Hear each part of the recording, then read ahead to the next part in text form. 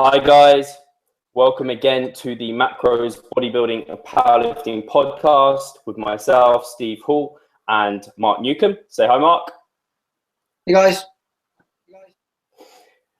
So today we are talking about basically our training, what we're doing right now.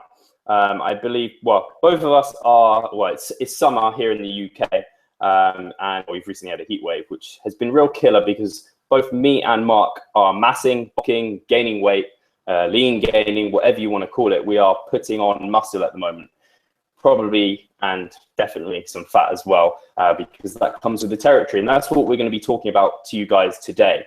Kind of what our approach is right now, kind of rates of gain, what our training's looking like, what our nutrition's looking like, supplementation. We'll try and cover everything. And also how that has changed from the past, because for myself, I know I've done the Folk, as Alan Aragon calls it, the fat bulk, where you just gain all the weight. And I thought I was doing it cleanly as well, because I was eating clean foods. And I learned my lesson and didn't do that again. And then I have also done long, very long, almost gaining type bulks, where I've basically I think I bulked for a good 2 years. And that was very long and progressive. And now my approach has changed somewhat again. And I think I found a sweet spot for kind of my training advancement right now.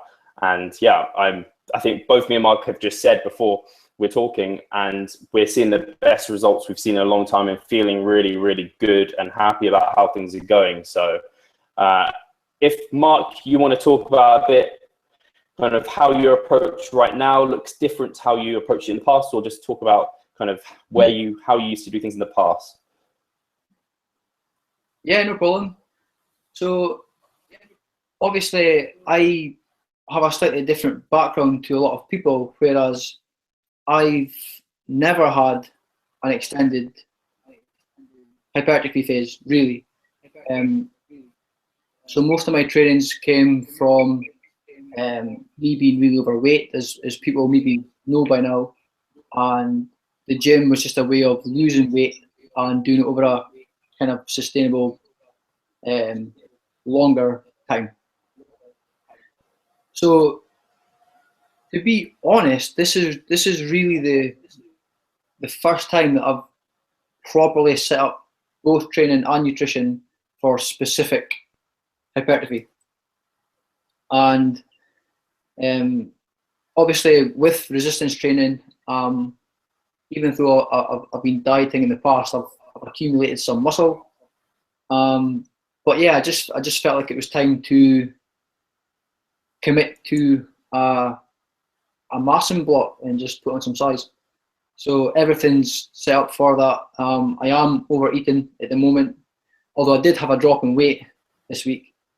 So that's interesting. We'll have to maybe adjust the calories a little bit, make sure they're up. But yeah, just making sure that the weight's going up nicely. I'm not being too conservative about it, if I'm being honest. So I felt like, I actually done your mini cut, which is a really good starting point for me. I felt like I was lean enough to go a little bit more aggressive with things than some people might. So right now, I don't feel weight gain's a huge issue, or fat gain's a huge issue, especially in the first walk. I just want to really make sure that I am gaining muscle first and foremost. And to be honest, if I gain a little bit of body fat along the way, especially in this specific mesocycle right now, then I almost don't mind that so much. I'm just making sure that muscle is building. I've got the energy to progressively overload, and just make the training as effective as and get the most gains that I can for now. Cool. So yeah, I mean, obviously your starting point was very different to my starting point in that you started off overweight and had to lose it, and actually probably gained some muscle at the same time. As when you're a new kind of trainer, you can gain muscle and lose fat at the same time. I don't believe the pathways are kind of scientifically known, but we see it enough in real life for it to be known. And I think it's something to do with the fact that you're holding on to fat, so you can use that energy store to build muscle. Yeah. And that's essentially how that kind of works. But past that newbie stage, it's not going to happen. And I started the gym really, really lean. I say really lean, really skinny. I'm being a bit kind to myself. Like skinny as a rake, you'd see all my ribs. It was people thought, like, I don't know, I didn't look anorexic necessarily, but I was very skinny. So when I actually did my first ever purposeful gaining period, it wasn't for ages. I used to just train and get newbie gains, and then I got nowhere because I didn't know anything about what I needed to do nutrition wise. And so I only actually saw any productive results in terms of increased muscle mass, like we both touched on. And past your first few months of training, you really need to give yourself that calorie surplus. Without it, you don't have the building material to produce any more kind of mass. It's like having an extension, having a load of builders outside and not giving them any of the raw materials to build with. It's like having your training, but then none of the nutritional side to augment that training and give it something. So Mark, you talked about you're not too concerned about how much kind of weight you're gaining at the moment. Sort of surplus you in? What do you have an idea, or how are you tracking things? Yeah, so I mean, I would, there's no real right or wrong way to do this, but when the mini cut finished, I had a spell of about 2 or 3 weeks of kind of maintaining that body weight. It did increase slightly, just with the increase of probably carbohydrates. There was more water in my body, so the scale did go up. I maintained a kind of lean physique for 2 or 3 weeks, really nailed the weight down. And then around that time, the training was set up as, I think, does Lyle McDonald call it like a hardening phase, where rep ranges were kind of like on the lower end. I just kind of focused on feeling strong for a few weeks. Then from there, I just added like 250 calories to my day, to the daily numbers that I was on at the time, and just kind of monitored it over the first week, second week, and just kind of seen how it went. Interestingly, I didn't gain any weight for the first 2 weeks, and again, I think that was just because I was eating more. I was probably more active just because I had more energy. I was training a lot harder as well, so the weight didn't really do anything. Even though I was on 250 more calories a day, the weight didn't really budge. So I had to really push things up. And now I'm eating more food than I've eaten in years. I'm really enjoying it. Just enjoying the process, and safe in the knowledge that I am feeling my body sufficiently for building muscle, which is my main goal just now. I'm pretty much, I do like the kind of the rule of specificity, where that if that's my goal for now, then I'm going to make sure that I've got control of as many factors as possible to give me the best results in this time period.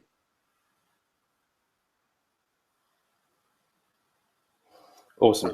Yeah, I mean, a lot of people don't realize that your maintenance intake is dynamic.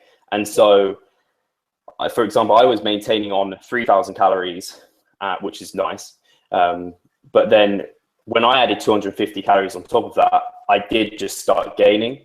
So my maintenance intake didn't really change. Whereas I've had clients who maintain on maybe 3,000 calories, I give them 250 extra, and they just ramp up normally it's neat.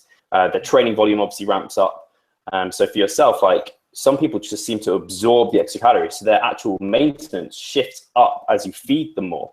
You have to gradually build that up, because obviously we do want to be assertive a lot of the time, especially Now I'm kind of more advanced, and kind of it's harder to gain muscle. You kind of have to force it on yourself a little bit, because it's easy to fall into the trap of not actually seeing any weight change, because one week it could fluctuate up, one week it could fluctuate down. But if it's only by small amounts, then like you could, by the end of the month, they have gone up and down and up and down, and then by the end of the month stayed the same, which to me feels like a real problem, in that you've wasted time training really hard but not actually have changed, and you basically maintained a physique, and you haven't got probably much stronger either, because you're specifically training with higher volumes. So yeah, we have to be assertive, but not too assertive that you're kind of, obviously, you know, if you're being too assertive in that you're going to be stuffed all the time, eating the wrong kind of junky foods. We still try and keep that 80-20 type of rule, 80 wholesome, 20% bit junky, what you like. And that becomes larger as you're gaining weight. But you don't want to gain, like I said, I did the fat bulk, where I was in a surplus. It must have been a horrendous surplus. I was somewhere around 140 pounds, eating 4,000 calories, crazy amounts of protein. And I was disappointed if I didn't gain half a stone in a week. I was disappointed if I didn't gain that much. I was under the impression I could gain muscle mass like there was no tomorrow. And you can't force feed it. You can't force feed gains. There's definitely a limit to how fast you can gain muscle. And I was a pure example of that. Fortunate for me, it was after a layoff. So I had an accident and then I ate up. And so my body was kind of, muscle memory and things like that were playing in my favor. But I still managed to gain a heck of a lot of fat in a short period of time.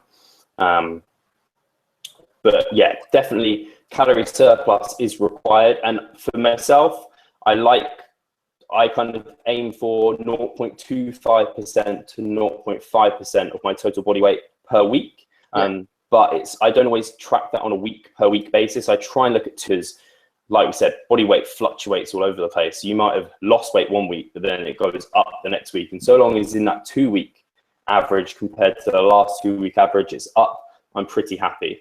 And I probably prefer to push towards the 0.5%. Don't know what's going on. I even know for this week, for example, and whenever I have clients go through an overreaching phase, in which they're pushing high volumes, they're very sore, this inflammation is through the roof, they're holding on to more water because of the inflammation, which causes a weight to spike up sort of last week, which would be a bit fast, potentially.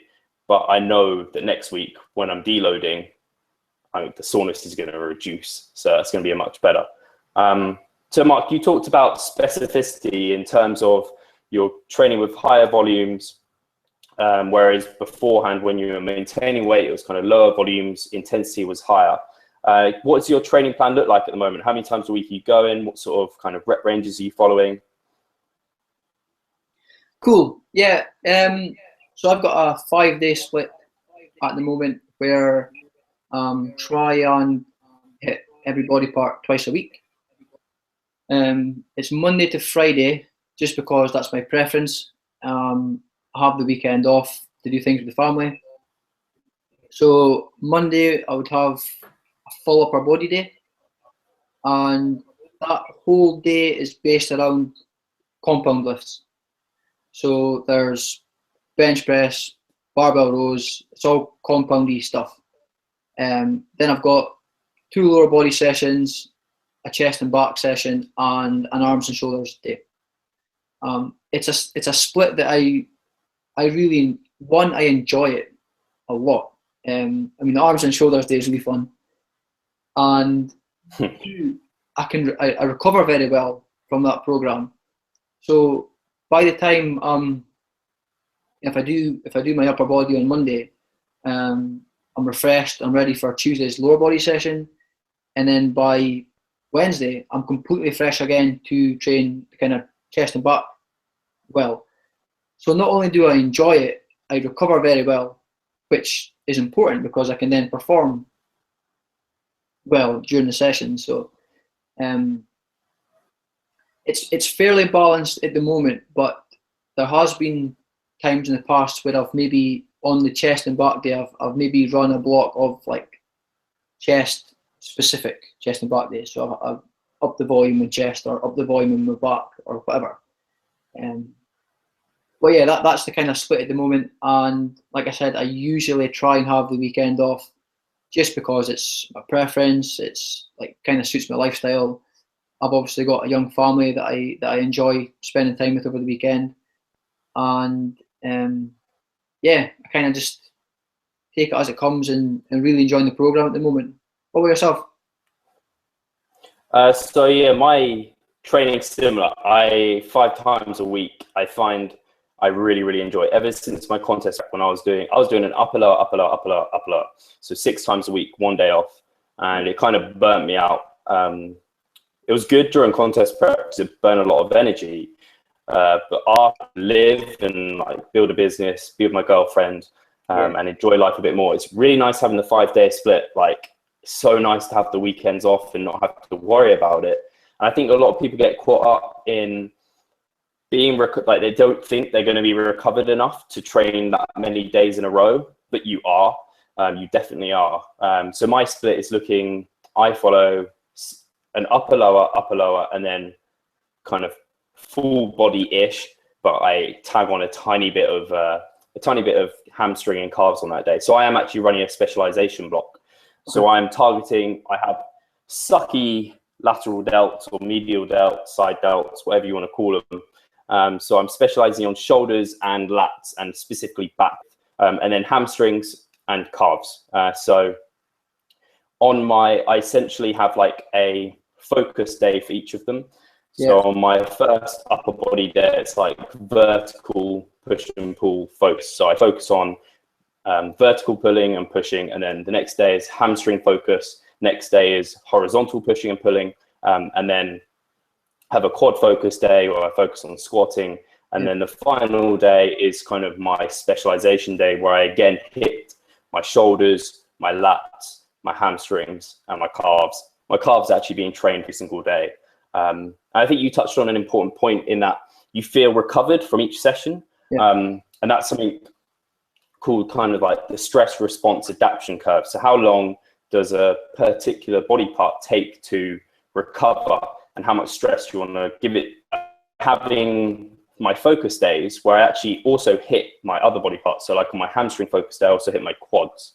I ensure my hamstrings get hammered, but then on the next lower body day, they're not fully recovered, but they're getting hardly any volume. Whereas my quads are fully recovered because they got hardly anything on the hamstring focus day. So then I pound them there. I find that really works well. And then calves, I don't know what is about my calves are stubborn, and I have very high inserts, or I say very high. They seem to recover like nothing. Calves, abs, they just seem to recover. Something I was going to ask you actually, what's your kind of rep range looking like at the moment?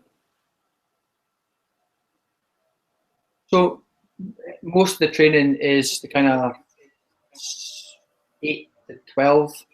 Don't really have anything much lower than that. I do. It's funny you mentioned you've got a quad kind of dominant day and a hamstring dominant day. My training's kind of split up where I've got a squat day and a deadlift day. And on the deadlift day, I never deadlift for high reps. And I know that kind of contradicts what I say about rule of specificity. And however, having gone, and it kind of goes back to being ill again, in that I was really weak, and for some reason, when I deadlift, I only really deadlift, 3 to 5, 6 reps sometimes, and it's just to really make me feel strong, and I just really enjoy it. So that's the only exercise that I go or I'm in a lower rep range at the moment. Everything's kind of 6 to 12 reps, with some.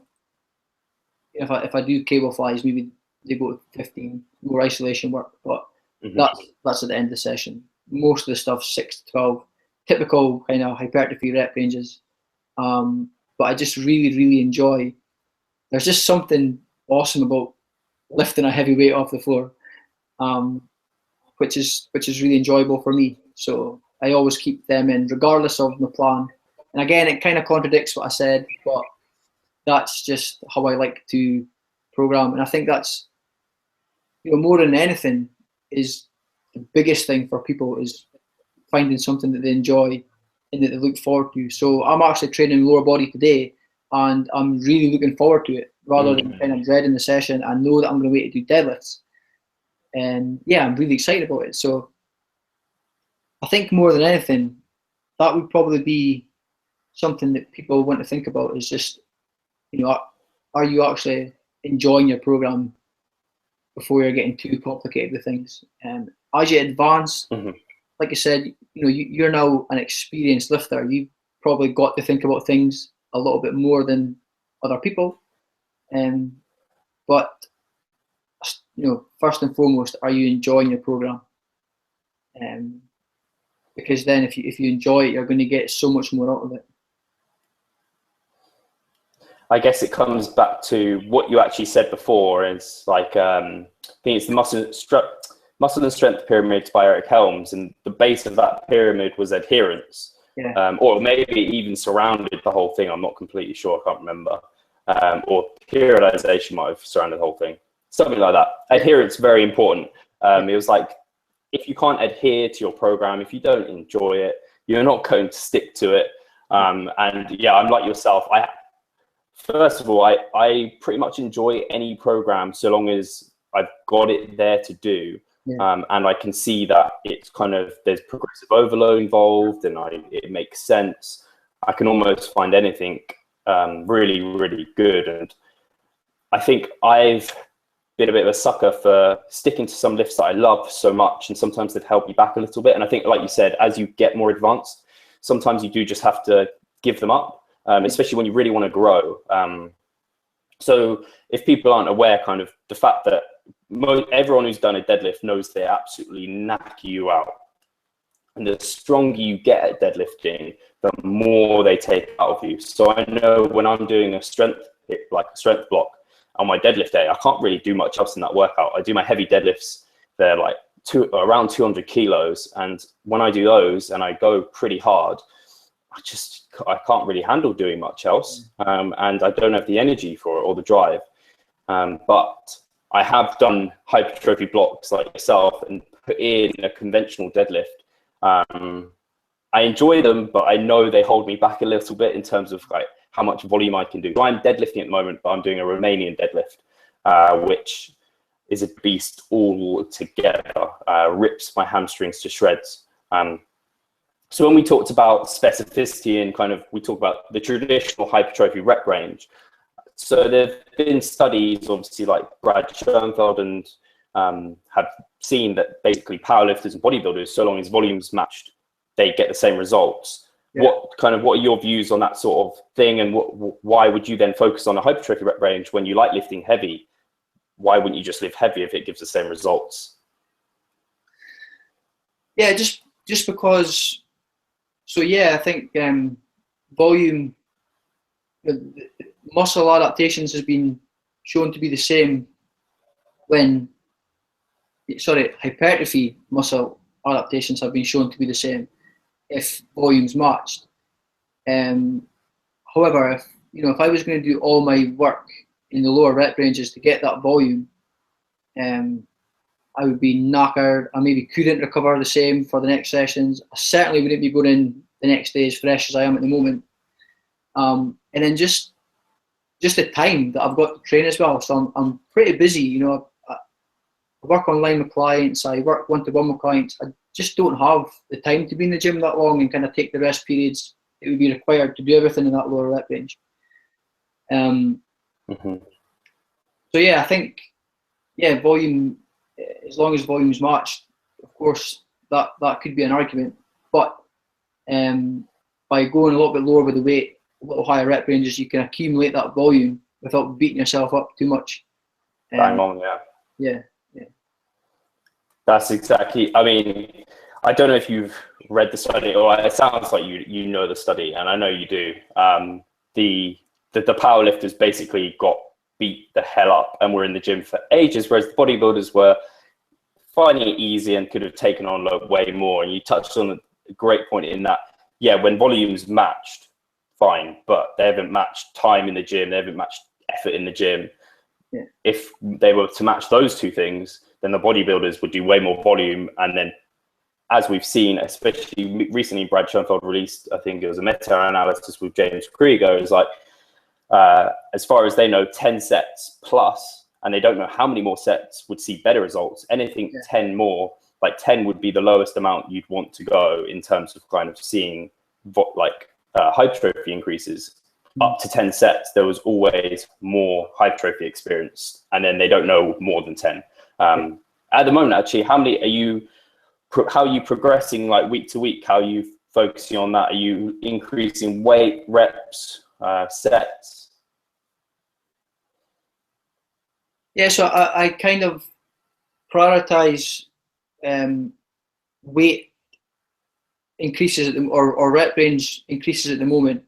But I do have weeks where, so like the first week typically might be, I always like to have a kind of, it sounds stupid because I'm in the gym all the time, but like almost an introduction week into the program. So I kind of just go in, I get a rough idea of weights, kind of RPE that I'm going to be in that block, and then really the second week might be just, for example, 3 sets of 10 or 12, and then, or 3 sets of 10 next week, 3 sets of 12 next week, 3 or 4 sets of 10 the week after that, 3 or 4 sets of 12. So, and I guess I haven't only used that as well. I've kind of, there's been loads of ways where I've progressively overloaded, and sometimes it's just been a case of running a block and just making sure that I'm somewhere in there, the volume's increased each session. So I've gone through blocks where I've actually tracked the amount of volume lifted, and just made sure that I was doing more the next time. So yeah, there's a few different ways I've played around with trying to make sure that I'm doing more all the time. However, there are of course times when it doesn't happen. Some days you go in the gym, you don't lift, and you don't progress. But again, you've got to remember that especially with hypertrophy or strength gains, it's going to be over like a chronic period of time again, where you're trying to accumulate volume over time, not necessarily over every session. I think if you might be undulating your programming so that you're kind of, if you feel kind of really beat up one day, then you obviously are not going to accumulate the same volume as the session before, or just to look at things over the week or month rather than that specific session. I think people put a little bit too much pressure on themselves trying to nail more volume and more weight every session, and particularly like the 10 disc club, so a 10 kilo disc club, where every session they go and have to add another 10 kilogram disc to the bar, which is insane. Like, if you were going to add 10 kilos to your bench press every session, then yes, please. yeah, I know, but yeah. So there's loads of ways you can measure progress, and just making sure that the volume is progressively overloaded is what I would be focusing on over time. Yeah, I think loads of people get lost, they get confused, and they may even be listening to this and being lost and confused. But at the end of the day, to grow muscle, you have to be doing more than what you're doing now in the long term. So you don't have to be doing more next session, you don't have to be doing more next week, but by next month, the month after that, you should be doing more. Maybe it's more weight, maybe it's more reps, maybe it's more sets. Whatever it is, you need to be providing your body more stress so that it has to adapt to get stronger. And I think a lot of people, I see it on social media all the time, where kind of people like us who are fitness professionals get kind of a bit shouty, and they get annoyed because it's like, why are all these young kids trying to find out all these like specific programming, specialization, periodization methods, when all they need to do is go and lift in the gym and push hard, like actually lift and push yourself hard. And you see, like, I know when I was younger, there was guys in the gym who, and I see them now, they don't know what they're doing, but they are working themselves into the bone. They are pushing hard, not necessarily all the time, or actually a lot of them do it all the time, and they're probably on some sort of drugs, but they're pushing hard, and that's the key. You need to provide a stimulus to be able to adapt and progress forward. And that's the key with training. And it's like nutrition. You need to provide that calorie surplus. Without the calorie surplus and the increased stress, you're not going to see gains in muscle mass. You just won't. That's about as simple as it gets. Mark, in terms of your nutrition, where have you brought these calories from? Are you having more fats, protein, carbs? How does it differ from when you were kind of in the mini cut or kind of at maintenance? Where do you get it from? Are you very strict with it, or do you macros, or do you kind of just eat and stuff yourself? No. I've been there. I've done that stuff myself, approach in the past. Didn't work out. So yeah, I stay away from that. And yeah, I do track. I track everything, actually. I've tracked my intake for years now. To be honest, some people have said I guess it's borderline. Some people could argue it's borderline disorder, I guess. What's your streak? My streak? I don't know. Where's my phone? I will have my fitness pal streak. That's all anyone cares about. I'll post my streak up. What's your streak? I get likes all the time on my. I know it's over 1,000, which is ridiculous, and I know I've tracked more than that. Yeah, I think. Yeah, carry on, Mark.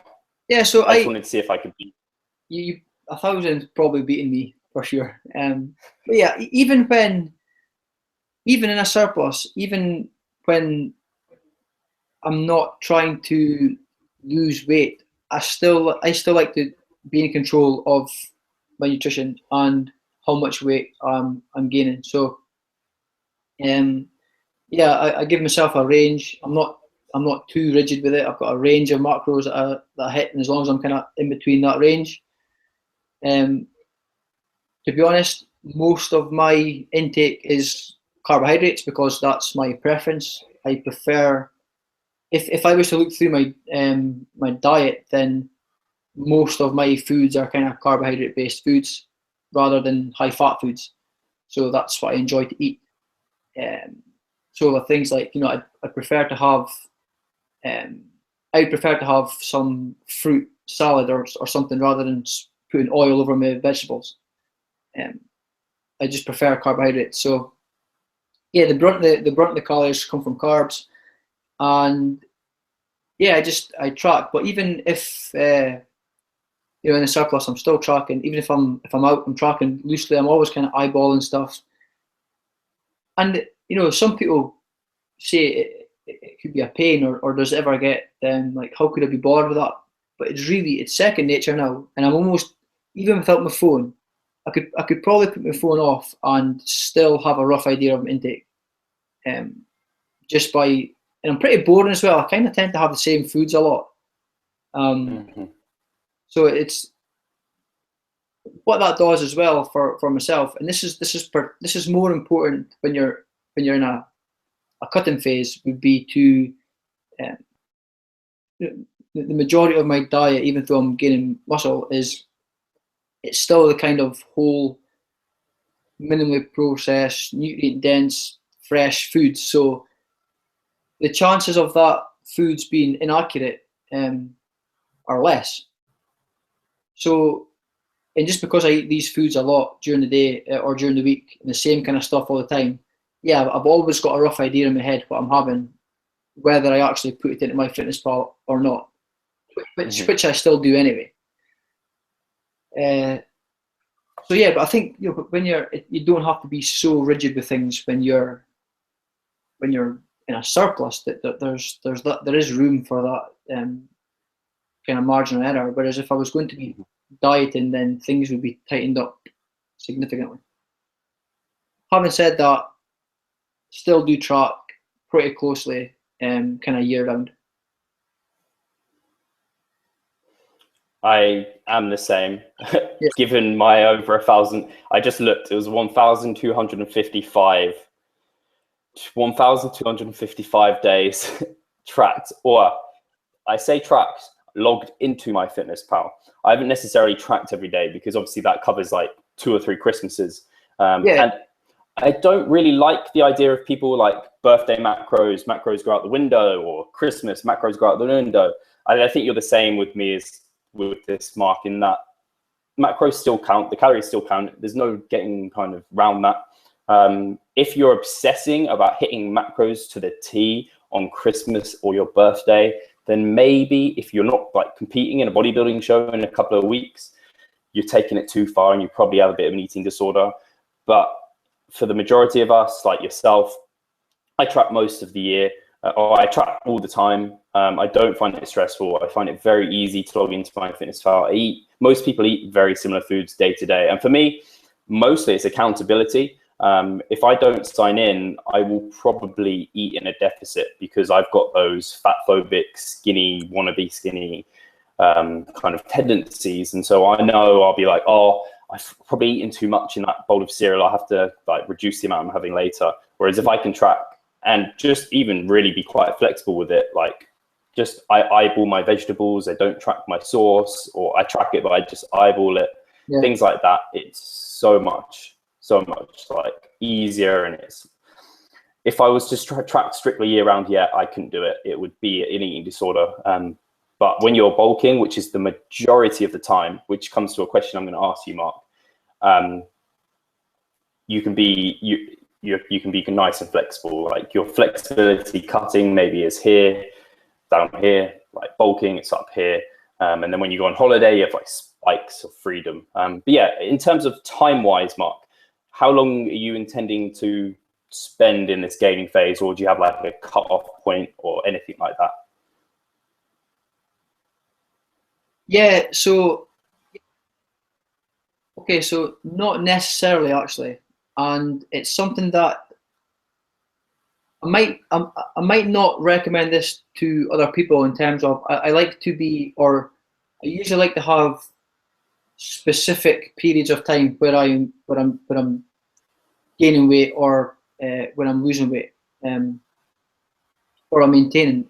And I'm a very visual person, so I might even have like a spreadsheet with different colours, whatever I'm doing. So if I'm cutting, they'll be in green. If I'm trying to maintain my weight, it might be in yellow for that, over that spreadsheet. But for the moment, because, and again, this just comes back to me as an individual, you know, this is not something I'm recommending to anyone else. But I feel like because I was kind of robbed of a few years training, getting really big and putting on lots of weight, not really having that bro time where I'm just getting my arms bigger, getting my chest bigger. I almost feel like I'm playing catch up, and it might sound really kind of anal or vain, but I really just feel like I really want to have more muscle than I've got at the moment. It's quite frustrating to me that I've missed out on this time. And as a fitness professional, you know, I just want to, you almost kind of want to look the part. So I haven't limited my gaining phase, and all I'm going to do is kind of just monitor it as I go. And if I feel like I'm starting to be unhappy with how I feel, or if I feel uncomfortable, I would probably look to go into a slight mini cut again, just like I've done with yourself, because I really like that idea of not spending too long dieting. I think I don't think I'd be looking to go into an extended dieting period for the foreseeable future anyway. It's not in line with my direct goals. In fact, it would be directly negative of my goals at the moment. So I haven't limited the time period. I'm just going to see how it goes and just enjoy the process. And yeah, once I feel like I can't get my jeans on anymore, I'll maybe back it off a little bit. to be honest with you, I just really feel good. And body image is something that, although I keep contradicting myself. Although I say that I want to be bigger and stronger, my body image is not something that I'm too concerned about. So as long as I'm feeling comfortable, as I said at the start of the podcast, I'm perfectly happy gaining a little bit of body fat if I know I'm getting the benefit of muscle gains at the moment. Nice. Well, that definitely shows that what my point was going to be, in that your time spent in a gaining phase is always going to outlast the time you're spent cutting, especially if, like you said, you're not looking to do long extended dieting phases. Yeah. Probably what you'd recommend for others, if I'm going to pull these words out of your mouth, is that I guess you'd like people to generally, and you probably would, when you said not being able to put your jeans on, it's probably the point at which you basically don't look lean anymore. You've got no sort of definition. You almost look like you don't lift. You've gone past the other side, and you're not happy to gain any more weight. And it definitely comes down to in that, how happy are you to gain, but also really 15%, 25% for females. Your proportion of weight gained shifts in favor of fat and comes away from lean muscle tissue. So it makes sense to stay a bit leaner. So for myself, I'm probably around 13% right now. I intend to stay bulking for like 4 months. I really am like yourself, really want to gain some muscle mass. Yeah. More so from a vanity standpoint or competitive standpoint, in that I'm going to step on stage again and I want to look noticeably different to the last time I stepped on stage. I want to be leaner, I want to be bigger. And the only way I can do that is if I spend the majority of my time gaining weight. And that is part of my problem, was that I was gaining weight after my show, but so slowly. And like, I did a mini cut when I was probably still too lean. And these things build momentum. And like you said, it takes a while to get the ball rolling with mass gaining. So people who go through like month periods of mass gaining, it's not long enough. You need months upon months. So yeah, 4 months is what I'm hoping to run for. And by the end of that, I want to be nice and hefty. I don't want to be fat necessarily, but I want to be hefty. I think a lot of guys get a bit too obsessed with the washboard abs, and that holds them back. When in reality, most people see you in a t-shirt.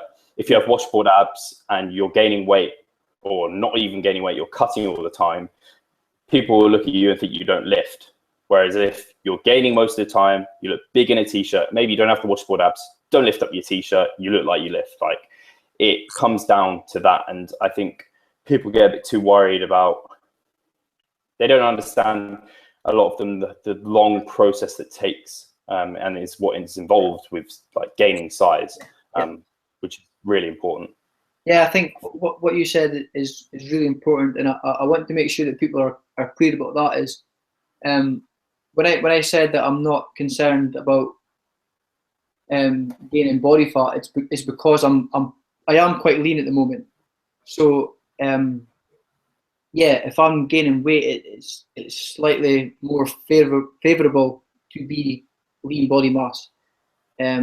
If I did push up that 15% limit, I would be backing it off, just because, like you said, then it does shift, and you might be seeing weight increases, which is okay. It's fair enough. There will be hypertrophy there, but the majority of that weight will most likely be fat at that higher body fat range. So yeah, I am quite lean at the moment, and I'm perfectly comfortable, and that's why it's not so much of an issue for me at the moment. However, I guess it does come down to like how a person feels as well. That's perfectly fine. However, it's still worth considering that regardless if you feel comfortable being 18-20% body fat or not, you have to know that you are probably not in the most or the best environment for gaining muscle, and you'd be doing yourself a favor if you just kind of bit the bullet, got a little bit leaner, and kind of went again, rather than keep pushing for that gains when it's probably going to be body fat, and then it's going to make your cut even harder as well. which means you're going to have to go on a longer diet and all that. You know, it kind of just, it's like the spinning the wheels kind of. It's much the same as that, and you're kind of getting diminishing returns, because you're then going to have to go on a huge diet, and all that time could have been spent kind of lean gaining. So, yeah, lots to consider. That's so true as well. It's like the opposite to gaintaining, in that if you gaintain, you probably just maintain. You don't provide enough stimulus to grow. If you just full on dirty bulk, then okay, you've gained loads of muscle, but you've gained so much fat that you're going to have to cut off, that you're probably going to cut off a load of that muscle at the same time. And so in the end, both result find that sweet middle ground, which is what we're both trying to do. And it's not this tiny little middle ground. There's a fairly decent range that you can land within. And I like most to gain 0.5 to 1 pound per week. It's just an easy measurable target to go for. So in summary, what would your number one gaining tip be, Mark? If you could give one person like a few sentences of advice for their kind of, if someone was looking to gain muscle and they weren't sure where to start. Other than getting a coach. Other than employing a coach, I would say just make sure you've got a rough idea of your calorie intake. So nowadays, you know, you've got an abundance of online calorie counters that will give you just a kind of ballpark figure. I would track your food for a few weeks, hit every body part twice a week with a training plan that's progressive but enjoyable at the same time. Look for that kind of half a pound increase per week. Monitor and adjust. If you're not seeing that increase, or if you're losing weight, then and I know you like this as well, I really like the kind of 100 calorie a day rule. So if you're not seeing the increase that you would like, increase your calories by 100 a day, probably from carbohydrates if you like myself, and then that's going to be enough possibly to start the weight increasing, but not enough so that you're kind of going to spill over and gain loads of weight really quickly. So yeah, that would be how I would set things up for probably most people, unless they're more advanced and they need a little bit more detail. But for general pop, then I think that would be a fairly decent start. No, I'd definitely concur that. Get a coach, Get Big Stay Lean, join Get Big Stay Lean, the group coaching. Yeah. No, in all seriousness, it can be as simple as make sure you're eating a calorie surplus, so track your weight, get in a decent hit of protein, train muscle groups twice a week, and try and improve every week as much as you can. And that's a good starting point for most people who have been training a while. If kind of there's other extenuating circumstances, we could do whole podcasts on people. That's the main things they want to get nailed down. I think that'll probably do us on mass gaining. I think people probably got a good insight into how we're approaching it, our kind of views on it. And yeah, is there anything you want to leave to say, Mark, or all good there? No, I'm all good. Covered everything. Yeah, happy. Sweet. So if people want to give us topics to cover next week, we'll be doing this a weekly thing. So please let us know. And yeah, let us know how you're enjoying it. I do intend to get this on iTunes eventually. It's just a matter of me knuckling down and putting time towards it. It will happen. And we've got many episodes to go on there. So thank you everyone for tuning in, and take care, Mark. Thanks, Steve. Cheers, mate.